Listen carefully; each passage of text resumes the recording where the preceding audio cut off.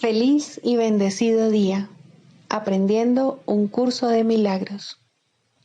El secreto de la verdadera oración es olvidarte de las cosas que crees necesitar.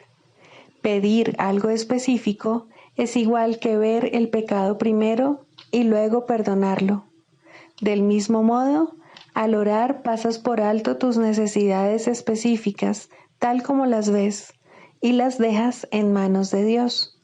Ahí se convierten en los regalos que le haces, pues le dicen que no antepondrás otros dioses a Él, ni que quieres otro amor que el suyo. Este libro es un comienzo, no un final.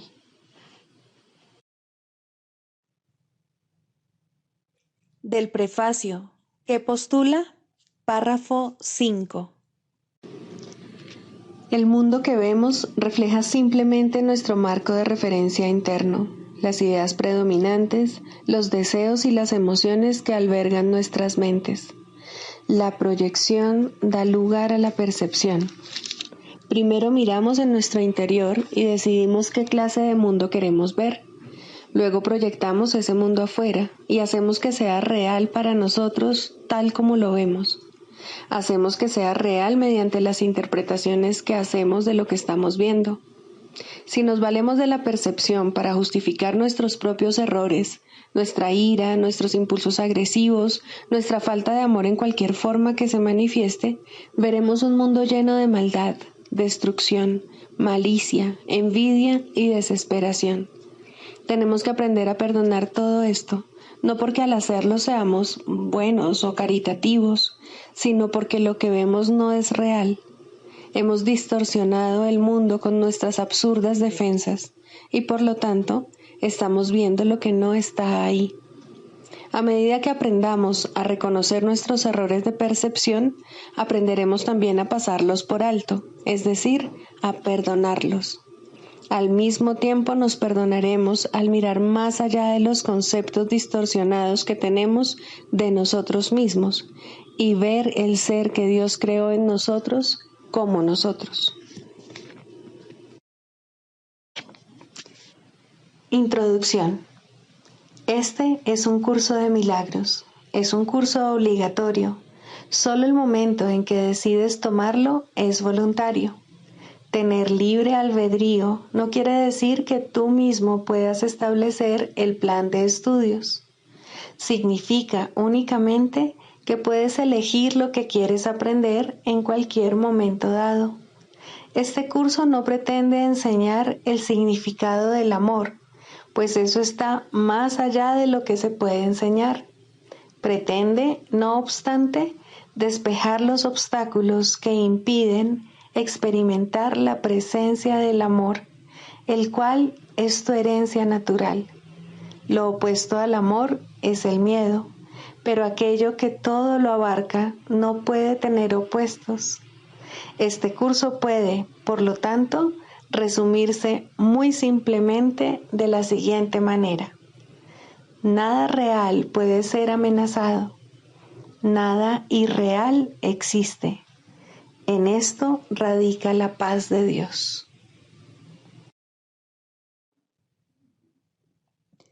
Capítulo 1. El significado de los milagros. Primero, principios de los milagros. Principio 8.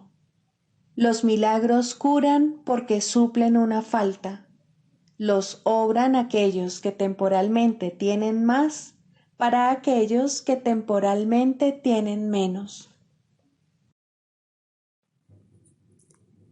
Capítulo 31. La visión final. 6. El reconocimiento del Espíritu. O bien ves la carne, o bien reconoces el Espíritu. En esto no hay términos medios. Si uno de ellos es real, el otro no puede sino ser falso, pues lo que es real niega a su opuesto. La visión no ofrece otra opción que esta. Lo que decides al respecto determina todo lo que ves y crees real, así como todo lo que consideras que es verdad. De esta elección depende todo tu mundo, pues mediante ella estableces en tu propio sistema de creencias lo que eres, carne o espíritu. Si eliges ser carne, jamás podrás escaparte del cuerpo al verlo como tu realidad, pues tu decisión reflejará que eso es lo que quieres. Pero si eliges el espíritu, el cielo mismo se inclinará para tocar tus ojos y bendecir tu santa visión, a fin de que no veas más el mundo de la carne, salvo para sanar, consolar y bendecir. La salvación es un deshacer. Si eliges ver el cuerpo, ves un mundo de separación, de cosas inconexas y de sucesos que no tienen ningún sentido. Alguien aparece y luego desaparece al morir. Otro es condenado al sufrimiento y a la pérdida. Y nadie es exactamente como era un instante antes, ni será el mismo un instante después. ¿Qué confianza se puede tener ahí donde se percibe tanto cambio? ¿Y qué valía puede tener quien no es más que polvo? La salvación es el proceso que deshace todo esto, pues la constancia es lo que ven aquellos cuyos ojos la salvación ha liberado de tener que contemplar el costo que supone conservar la culpabilidad, ya que en lugar de ello eligieron abandonarla. La salvación no te pide que contemples el espíritu y no percibas el cuerpo. Simplemente te pide que esa sea tu elección, pues puedes ver el cuerpo sin ayuda, pero no sabes cómo contemplar otro mundo aparte de él. Tu mundo es lo que la salvación habrá de deshacer, permitiéndote así ver otro que tus ojos jamás habrían podido encontrar. ¿Cómo va a lograrse esto? No es algo que deba preocuparte. No comprendes cómo apareció ante ti lo que ves, pues si lo comprendieses, desaparecería. El velo de la ignorancia está corrido igualmente sobre lo bueno que sobre lo malo, y se tiene que traspasar para que ambas cosas puedan desaparecer a fin de que la percepción no encuentre ningún lugar donde ocultarse. ¿Cómo se puede hacer esto? No se puede hacer en absoluto, pues ¿qué podría aún quedar por hacer en el universo que Dios creó? Solo la arrogancia podría hacerte pensar que tienes que allanar el camino que conduce al cielo. Se te han proporcionado los medios para que puedas ver el mundo que reemplazará al que tú inventaste. Hágase tu voluntad. Esto es verdad para siempre, tanto en el cielo como en la tierra, independientemente de dónde creas estar o de lo que creas que la verdad acerca de ti mismo debe realmente ser. Independientemente también de lo que contemples y de lo que elijas sentir, pensar o desear, pues Dios mismo ha dicho, hágase tu voluntad, y consecuentemente se hace. Tú que crees que puedes ver al Hijo de Dios como quisieras que fuese, no olvides que ningún concepto que abrigues de ti mismo puede oponerse a la verdad de lo que eres. Erradicar la verdad es imposible, pero cambiar de conceptos no es difícil. Una sola visión que se vea claramente y que no se ajuste a la imagen que antes se percibía, hará que el mundo sea diferente para aquellos ojos que hayan aprendido a ver, porque el concepto del yo habrá cambiado. ¿Eres invulnerable? Entonces el mundo te parece un lugar inofensivo. ¿Perdonas? Entonces el mundo es misericordioso, pues le has perdonado sus ofensas, de modo que te contempla tal como tú lo contemplas a él. ¿Eres un cuerpo? Entonces ves en cada hermano un traidor listo para matar. Eres espíritu, inmortal y sin la más mínima posibilidad de corrupción ni mancha alguna de pecado sobre ti. Entonces ves estabilidad en el mundo, pues ahora es absolutamente digno de toda tu confianza. un lugar feliz en donde descansar por un tiempo, en donde no hay nada que temer sino solo amar. ¿Le negarían los puros de corazón la bienvenida a alguien? ¿Y qué podría herir a los que son verdaderamente inocentes? Hágase tu voluntad, santa criatura de Dios. No importa si crees estar en el cielo o en la tierra. Lo que la voluntad de tu Padre ha dispuesto para ti jamás ha de cambiar. La verdad en ti permanece tan radiante como una estrella, tan pura como la luz, tan inocente como el amor mismo. Y tú eres digno de que se haga tu voluntad.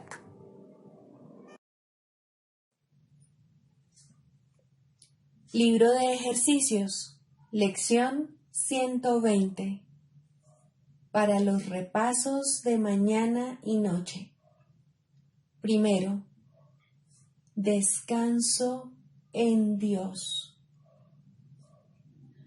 Hoy descanso en Dios y dejo que Él obre en mí y a través de mí, mientras descanso en Él en silencio y con absoluta certeza.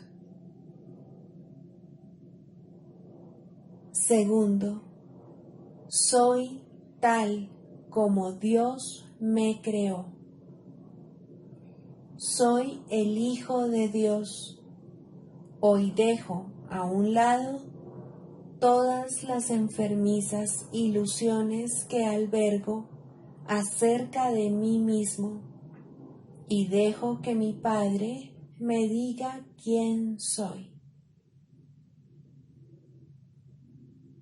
A la hora en punto, descanso en Dios.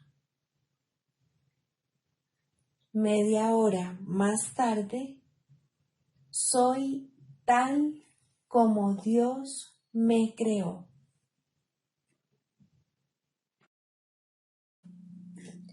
Características de los maestros de Dios. 10. Mentalidad abierta. El papel central que ocupa la mentalidad abierta, quizá el último de los atributos que el maestro de Dios adquiere, puede entenderse fácilmente cuando se reconoce la relación que guarda con el perdón. La mentalidad abierta procede de una ausencia de juicios. De la misma manera en que los juicios cierran la mente, impidiéndole la entrada al Maestro de Dios, de igual modo la mentalidad abierta lo invita a entrar. De la misma manera en que la condenación juzga al Hijo de Dios como malvado, de igual modo la mentalidad abierta permite que sea juzgado por la voz de Dios en su nombre. De la misma manera en que la proyección de la culpabilidad sobre él lo enviaría al infierno, de igual modo la mentalidad abierta permite que la imagen de Cristo le sea extendida. Solo aquellos que tienen una mentalidad abierta pueden estar en paz, pues son los únicos que ven razones para ello. ¿Cómo perdonan los que tienen una mentalidad abierta? Han renunciado a todas las cosas que les impediría perdonar. Han abandonado realmente al mundo y han permitido que éste les sea restaurado con tal frescura y en júbilo tan glorioso que jamás hubiesen podido concebir un cambio así. Nada es ahora como era antes. Todo lo que antes parecía opaco y sin vida, ahora no hace sino refulgir. Lo que es más, todas las cosas les dan la bienvenida, ya que ha desaparecido toda sensación de amenaza. Ya no quedan tinieblas que oculten la faz de Cristo. Ya se ha logrado el objetivo. El perdón es la meta final del programa de estudios, pues allana el camino para lo que se encuentra más allá de todo aprendizaje. El programa de estudios no hace ningún esfuerzo por excederse de su verdadero objetivo. El perdón es su único objetivo, en el cual converge en última instancia todo aprendizaje. Ciertamente eso es suficiente. Habrás notado que la lista de atributos de los maestros de Dios no incluye las características que constituyen la herencia del Hijo de Dios. Términos tales como amor, inocencia, perfección, conocimiento y verdad eterna no aparecen en este contexto, pues no serían apropiados aquí. Lo que Dios ha dado está tan remotamente alejado de nuestro programa de estudios que el aprendizaje no puede sino desaparecer ante su presencia. Sin embargo, mientras su presencia esté velada, el enfoque ha de centrarse necesariamente en el programa de estudios. La función de los maestros de Dios es llevar al mundo el verdadero aprendizaje. Propiamente dicho, lo que llevan es un desaprendizaje, que es a lo único que se le puede llamar verdadero aprendizaje en este mundo. A los maestros de Dios se les ha encomendado la función de llevar al mundo las buenas nuevas del completo perdón. Bienaventurados son en verdad, pues son los portadores de la salvación.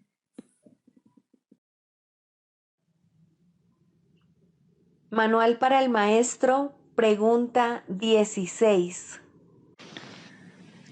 ¿Cómo debe pasar el día el maestro de Dios? Para un maestro de Dios avanzado, esta pregunta es irrelevante. No tiene un programa fijo, pues las lecciones cambian de día en día. Pero el maestro de Dios está seguro de una sola cosa: las lecciones no cambian al azar. Al darse cuenta de esto y entender que es verdad, el maestro descansa contento. Se le dirá cuál ha de ser su papel hoy, mañana y siempre. Y aquellos que compartan ese papel con él, le encontrarán para que juntos puedan aprender las lecciones de ese día. Nadie de quien él tenga necesidad estará ausente. No se le enviará a nadie que no tenga un objetivo de aprendizaje ya establecido y que pueda aprender ese mismo día. Para el maestro de Dios avanzado, esta pregunta es, por consiguiente, superflua. Ya la planteó y ya se le contestó, y él se mantiene en continuo contacto con la respuesta. Ya lo tiene todo y ve desplegarse ante él, seguro y libre de obstáculos, el camino que tiene que recorrer. Pero, ¿qué ocurre con aquellos que todavía no han alcanzado la certidumbre que él posee? Esos aún no están listos para una falta de estructura así. ¿Qué es lo que tienen que hacer para aprender a entregarle el día a Dios? Hay algunas reglas generales a seguir, aunque cada cual debe usarlas a su manera como mejor pueda. Las rutinas como tales son peligrosas porque se pueden convertir fácilmente en dioses por derecho propio y amenazar los mismos objetivos para los que fueron establecidas. Se puede decir, por lo tanto, que en términos generales es mejor comenzar el día bien. Siempre es posible, no obstante, comenzar de nuevo si no se comenzó debidamente. Con todo, es obviamente ventajoso comenzarlo bien y de esa manera ahorrar tiempo. En un principio es aconsejable pensar en función del tiempo, aunque este no es de ningún modo el criterio esencial, probablemente es el más fácil de observar al principio. Inicialmente se hace hincapié en ahorrar tiempo, que si bien sigue siendo importante a lo largo de todo el proceso de aprendizaje, se recalcará cada vez menos. De entrada, podemos decir con seguridad que el tiempo que se dedica a comenzar bien el día ciertamente ahorra tiempo. ¿Cuánto tiempo debe emplearse en ello? Eso depende del mismo Maestro de Dios, quien no puede adjudicarse a sí mismo ese título hasta que haya completado el libro de ejercicios. ya que estamos aprendiendo dentro del marco de este curso. Después de haber finalizado las sesiones de práctica más estructuradas contenidas en el libro de ejercicios, la necesidad individual será el factor determinante. Este curso es siempre práctico.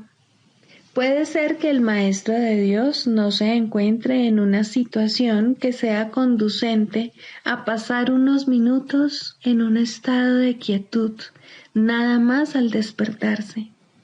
Si ese es el caso, que recuerde tan solo que su elección es pasar un ratito con Dios lo antes posible y que lo haga. La cantidad de tiempo que dedique a ello no es lo más importante. Uno puede fácilmente pasarse 1 hora sentado, inmóvil, con los ojos cerrados y no lograr nada. O bien puede, con igual facilidad, dedicarle a Dios solo un instante y en ese instante unirse a Él completamente. Quizá la única generalización que puede hacerse al respecto es la siguiente.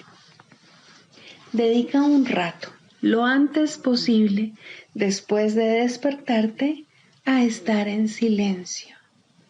Y continúa durante 1 o 2 minutos más después de que haya comenzado a resultarte difícil.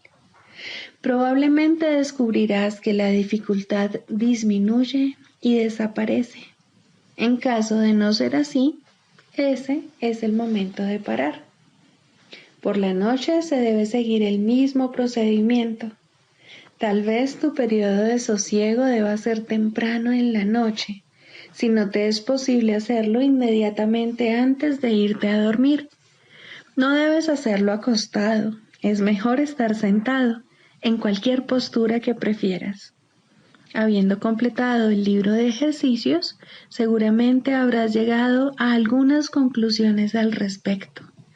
Si te es posible, un momento apropiado para dedicárselo a Dios es justo antes de irte a dormir. Esto pone a tu mente en un estado de reposo y te aparta del miedo. Si te resulta más conveniente hacerlo más temprano, asegúrate al menos de no olvidarte pasar un rato, aunque sea solo un momento, en el que cierras los ojos y piensas en Dios. Hay un pensamiento en particular que debe recordarse a lo largo del día. Es un pensamiento de pura dicha, de paz, de liberación ilimitada. Ilimitada porque todas las cosas se liberan dentro de él. Crees que has construido un lugar seguro para ti mismo. Crees que has forjado un poder que te puede salvar de todas las cosas aterradoras que ves en sueños. Pero no es así. Tu seguridad no reside ahí. A lo que renuncias es simplemente a la ilusión de que puedes proteger tus ilusiones. Ese es tu temor y solo ese. Qué insensatez estar atemorizado por nada, nada en absoluto. Tus defensas son inservibles, mas tú no estás en peligro. No tienes ninguna necesidad de ellas. Reconoce esto y desaparecerán, y solo entonces aceptarás tu verdadera protección. Cuán fácil y tranquilamente transcurre el tiempo para el Maestro de Dios que ha aceptado su protección. Todo lo que antes hacía en nombre de su propia seguridad ha dejado de interesarle, puesto que está a salvo y sabe que lo está. Tienen un guía que no le ha de fallar. No es necesario que haga distinciones entre los problemas que percibe, porque aquel a quien acude reconoce que no hay grados de dificultad en su resolución. Está tan a salvo en el presente como lo estaba antes de que su mente aceptase las ilusiones, y como lo estará cuando las haya abandonado. Su estado no cambia con la ocasión o con el lugar, porque todas las ocasiones y todos los lugares son uno para Dios. En esto reside su seguridad. No tiene necesidad de nada más. Con todo, habrá tentaciones a lo largo del camino que al Maestro de Dios aún le queda por recorrer y tendrá necesidad de recordarse a sí mismo durante el transcurso del día que está protegido. ¿Cómo puede hacer eso? Especialmente en los momentos en que su mente está ocupada con cosas externas. Lo único que puede hacer es intentarlo, y su éxito dependerá de la convicción que tenga de que va a triunfar. Deberá tener absoluta certeza de que su éxito no procede de él, pero que se le dará en cualquier momento, lugar o circunstancia que lo pida. Habrá ocasiones en que su certeza flaqueará, y en el momento en que esto ocurra, el Maestro de Dios volverá a tratar, como antes, de depender únicamente de sí mismo.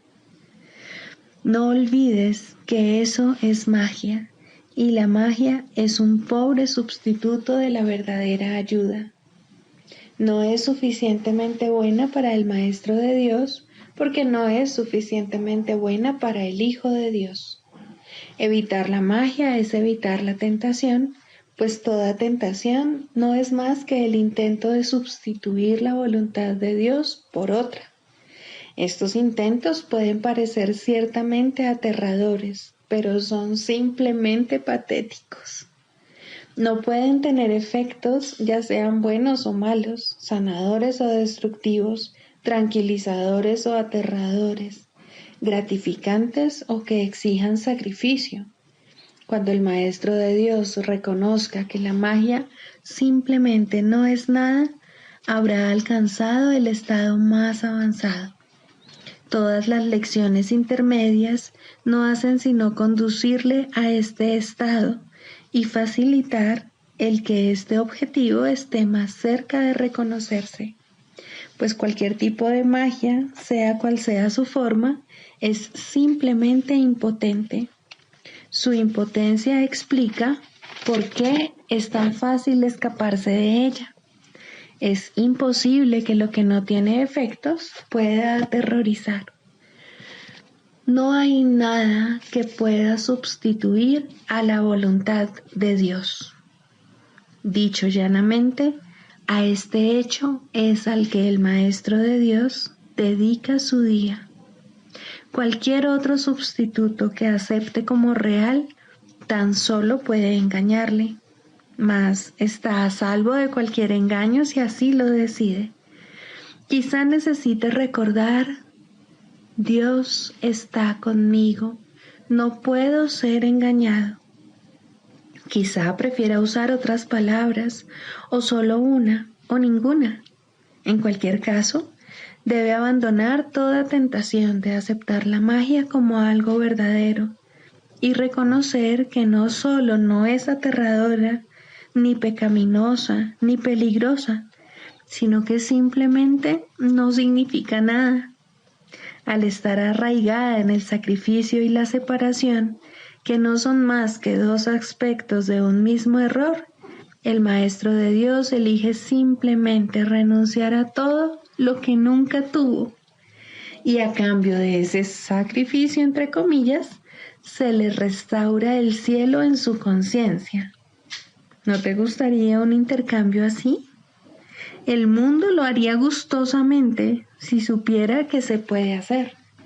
Los maestros de Dios son los que deben enseñarle que sí se puede, y por lo tanto, su función es asegurarse de que ellos mismos lo hayan aprendido. No hay otro riesgo durante el día, excepto el de poner tu confianza en la magia, pues solo eso conduce al dolor. No hay más voluntad que la de Dios. Sus maestros saben que esto es así y han aprendido que todo lo demás es magia. Lo que mantiene viva la creencia en la magia es la ilusión simplista de que la magia da resultado. Los maestros de Dios deben aprender a detectar las diversas formas de magia a lo largo de todo su entrenamiento, cada día y cada hora e incluso cada minuto, y cada segundo y a percibir el hecho de que no significan nada. Cuando se las deja de temer, desaparecen y así se vuelve a abrir la puerta del cielo y su luz puede volver a irradiar sobre la mente que se encuentra en paz.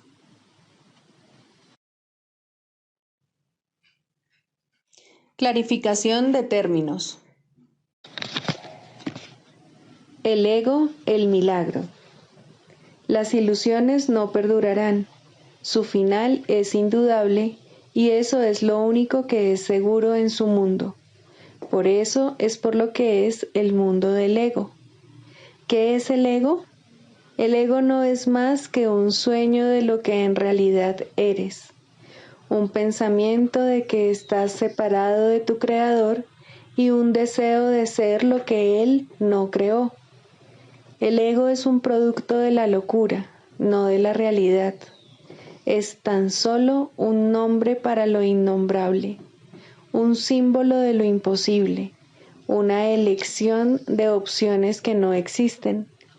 Le damos un nombre solo para que nos ayude a entender que no es más que un pensamiento ancestral según el cual aquello que se ha inventado es inmortal.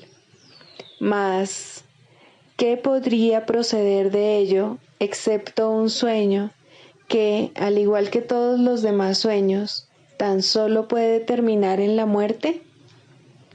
¿Qué es el ego? El ego no es nada, pero se manifiesta de tal forma que parece ser algo. En un mundo de formas no se puede negar al ego, pues solo él parece real. Mas, ¿podría el Hijo de Dios, tal como su Padre lo creó, morar en una forma o en un mundo de formas?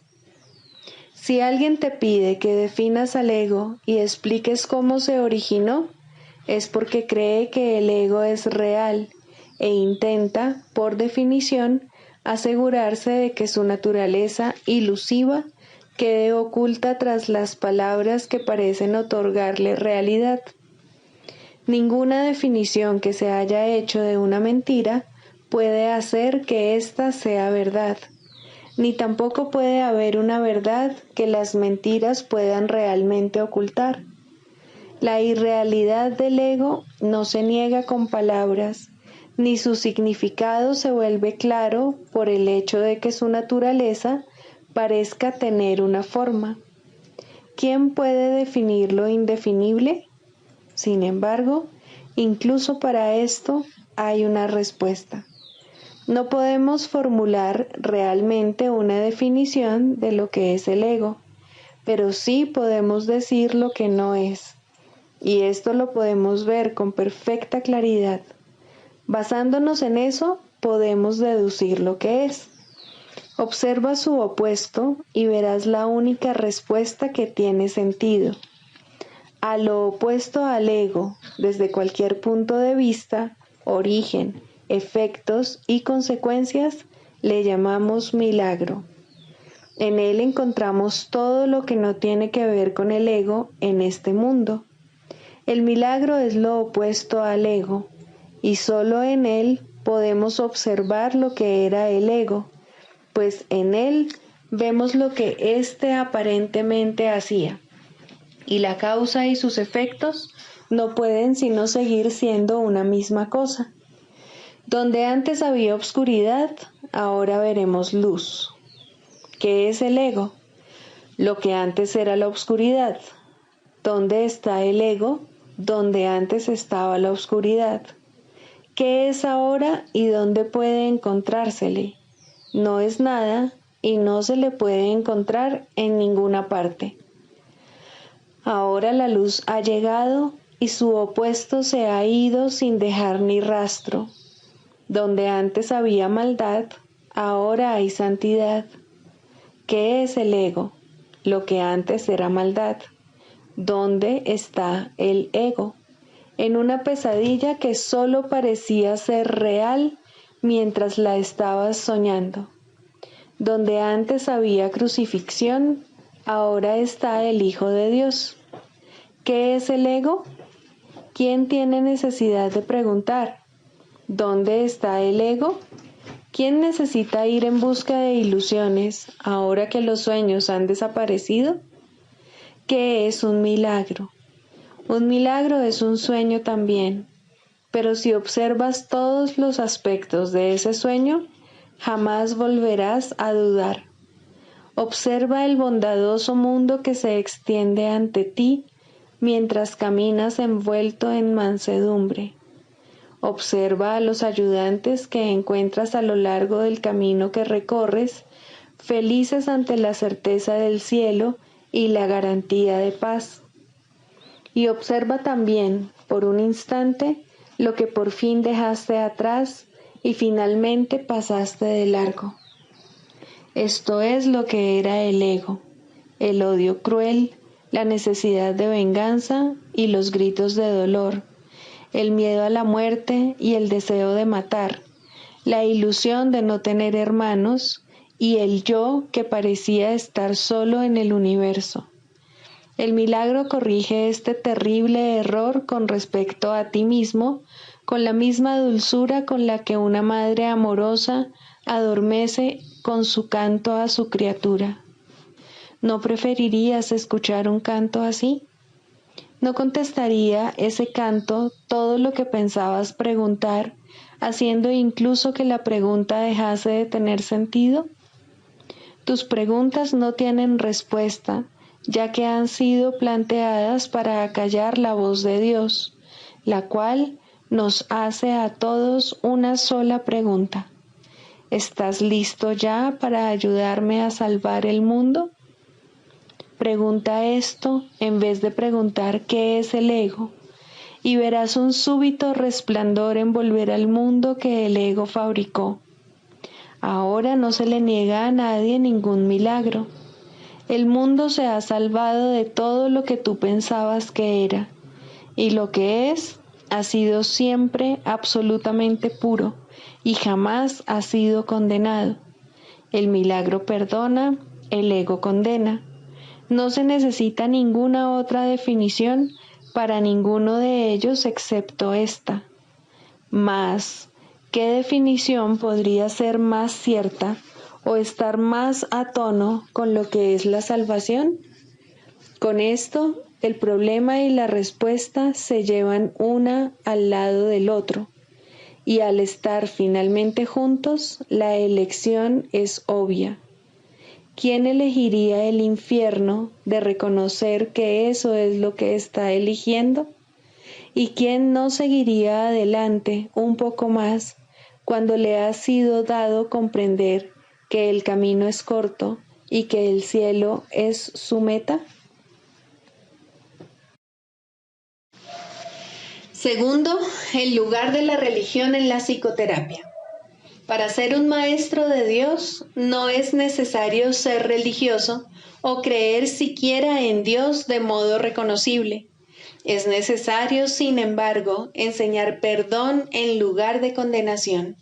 Aún en esto no se requiere completa consistencia, puesto que cualquiera que haya alcanzado este punto podría enseñar la salvación completamente en un instante y sin una palabra.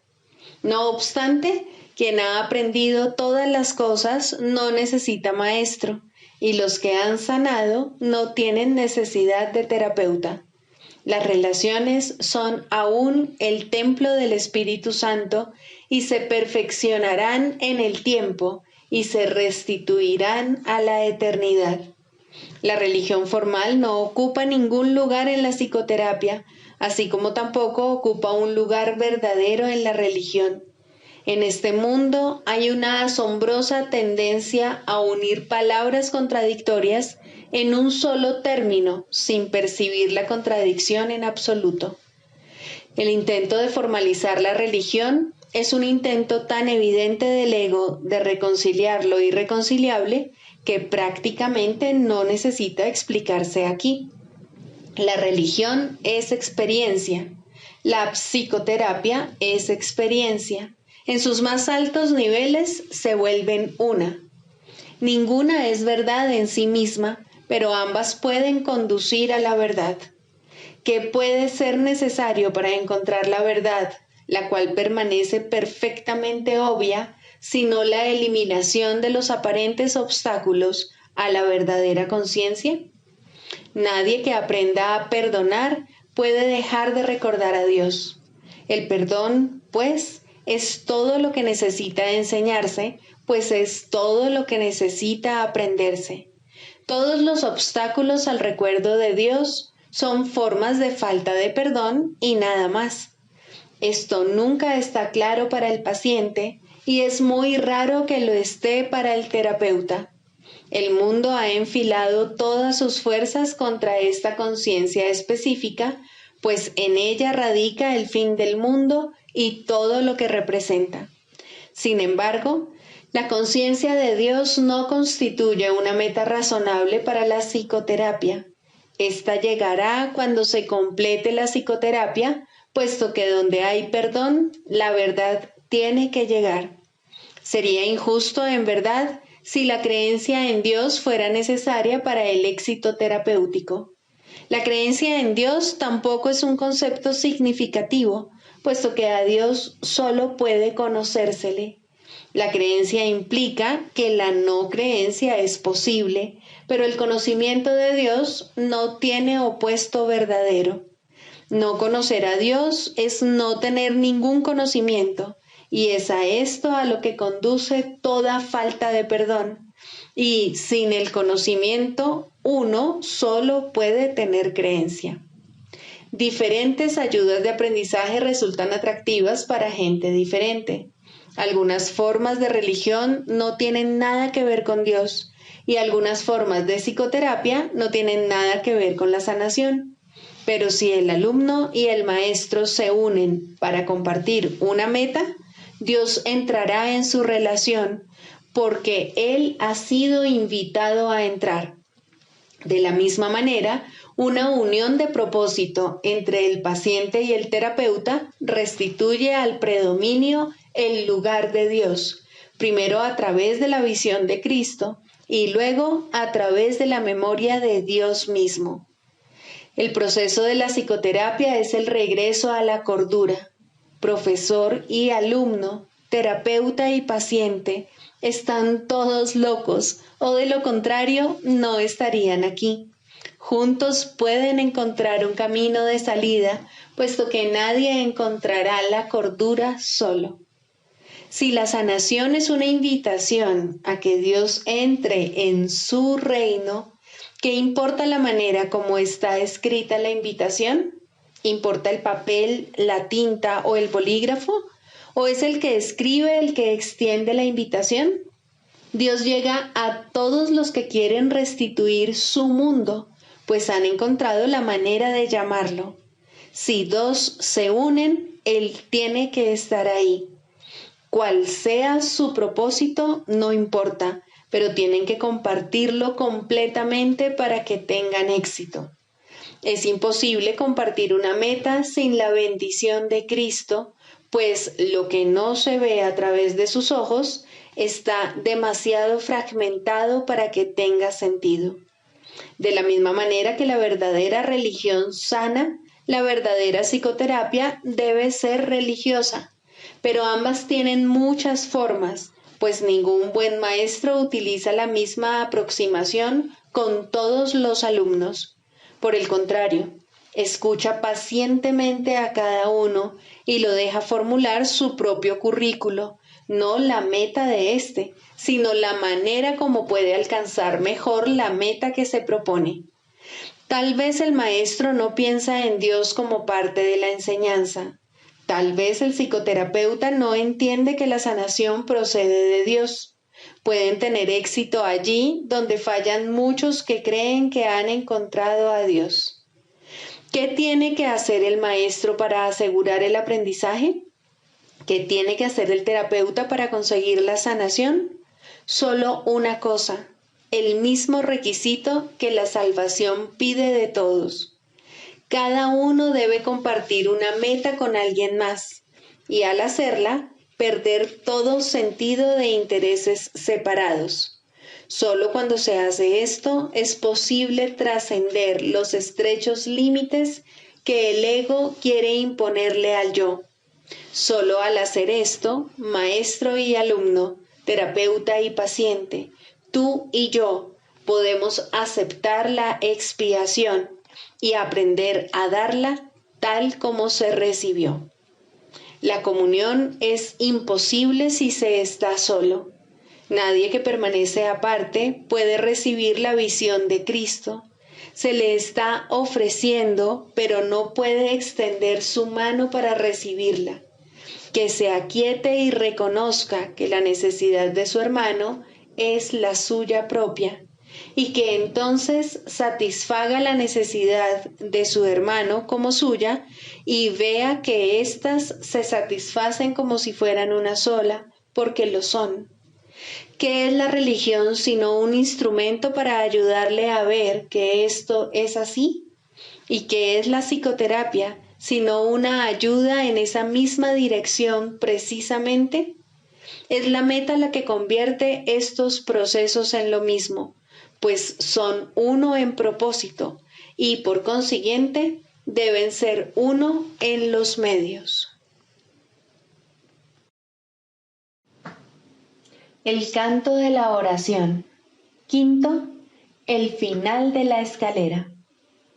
La oración es un camino a la verdadera humildad, y aquí se eleva lentamente una vez más y crece en fuerza, amor y santidad.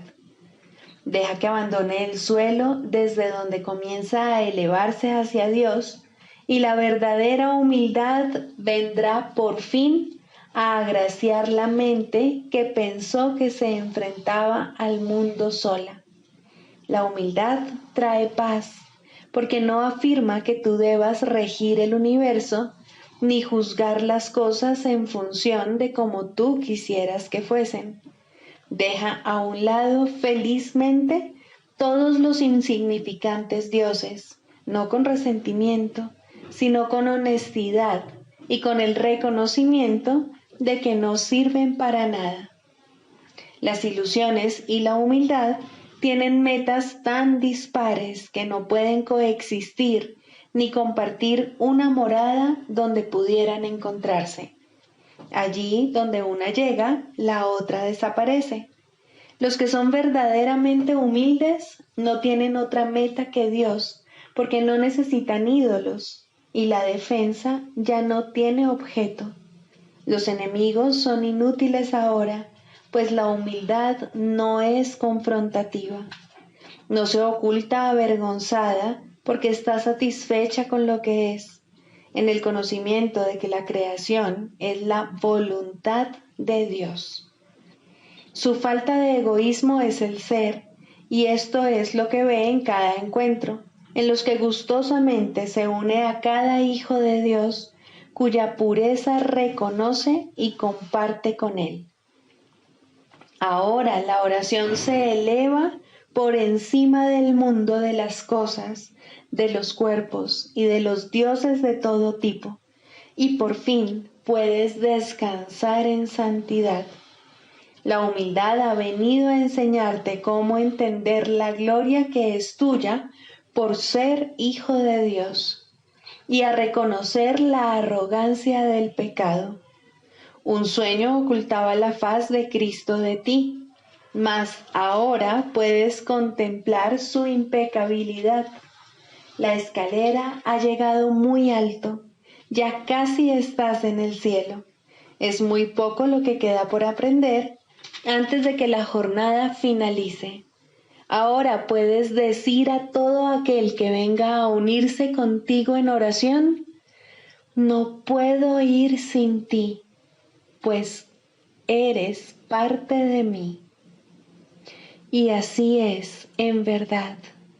Ahora puedes orar solo por lo que realmente compartes con Él, pues has comprendido que nunca se marchó y que tú, que parecías estar solo, eres uno con Él. Este es el final de la escalera, pues ya no hay nada más que aprender. Ahora te encuentras ante el umbral del cielo con tu hermano a tu lado. Los jardines son amplios y serenos, pues ahí el lugar señalado para el momento en que debías venir ha estado esperando por ti desde hace mucho. Ahí finaliza el tiempo para siempre. En ese umbral, la eternidad misma se une a ti. La oración se ha convertido en lo que siempre estuvo destinada a ser, pues has reconocido al Cristo en ti. Sigamos a Jesús haciendo del perdón algo tan natural como respirar y algo tan vital como el aire. Amén.